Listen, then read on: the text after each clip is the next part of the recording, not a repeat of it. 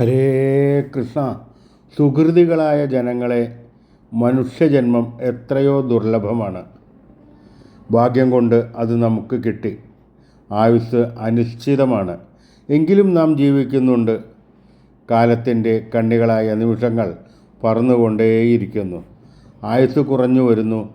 മരണം അടുത്തു വരുന്നു. ഈ ശരീരം പോയാൽ എന്തു ചെയ്യുവാൻ കഴിയും?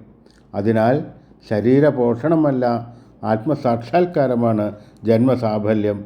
സത്സംഗം കൊണ്ടു ഭക്തി ജ്ഞാനവൈരാഗ്യങ്ങളെ വളർത്തി തത്വവിചാരം കൊണ്ട് ആത്മസ്വരൂപത്തെ അറിഞ്ഞു ചാരിതാർത്ഥരാകുവിൻ. സൽക്കർമ്മം കൊണ്ട് ചിത്തശുദ്ധി നേടുക, ദുരിതത്തെ അകറ്റുക. ഈശ്വരവചനം കൊണ്ട് ഇതെല്ലാം നമുക്ക് സാധിക്കാവുന്നതേയുള്ളൂ. എല്ലാം ഈശ്വരനിൽ അർപ്പിക്കുക.